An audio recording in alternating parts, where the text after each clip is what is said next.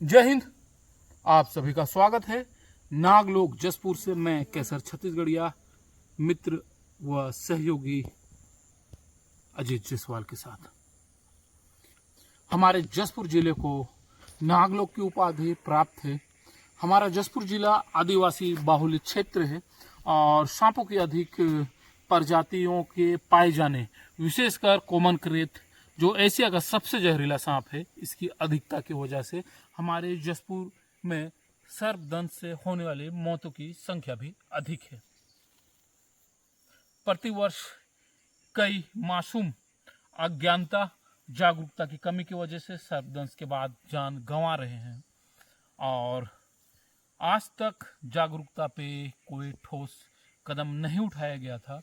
लेकिन अभी वर्तमान कलेक्टर श्री रवि मित्तल के द्वारा सर्प जागरूकता कार्यक्रम पूरे जिले भर में चलाया गया। ये सर्प जागरूकता लोगों के मन से अंधविश्वास को दूर करने के लिए था और सांपों से खुद को सुरक्षित रखने के लिए था। क्योंकि अगर हम बात करें जसपुर की, तो यहाँ जितने भी मौतें होती हैं, सारी मौतें सर्पदंश के बाद हॉस्पिटल नहीं आने की वजह से ही होती हैं।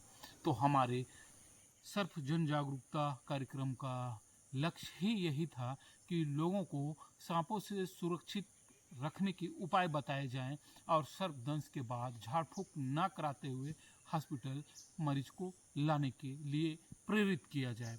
होता ये रहा है अब तक कि सर्पदंश में लोगों को जागरूकता के नाम पे झाड़ फूंक न कराने के संदेश दिया जाता रहा, परंतु जिन लोगों ने झाड़ फूंक से सर्पदंश की मरीज को ठीक होते देखा था, वो किसी के लाख समझाने के बाद भी सर्पदंश के बाद हॉस्पिटल आना पसंद ना करते हुए झाड़ फूंक कराना ही पसंद करते रहे हैं, भले इसमें लोगों की जान क्यों नहीं चली जाए।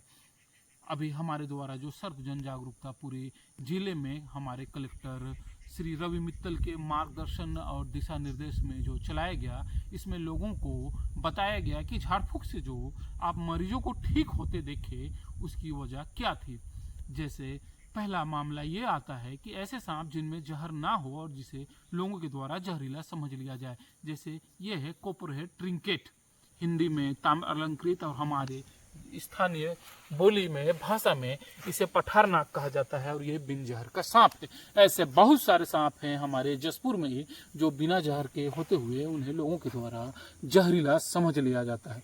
दूसरा, ऐसे सांप जिनके काटने से काटे हुए स्थान पे दर्द और सूजन के अतिरिक्त कुछ नहीं होता, जिन्हें कम जहर के सांप कहा जाता है। हमारे जिले में ऐसे सांप भी 3-4 प्रजाति के पाए जाते हैं। तीसरा कारण ड्राई बाइट, यानी सांप ने काटा था, जहर नहीं छोड़ा था।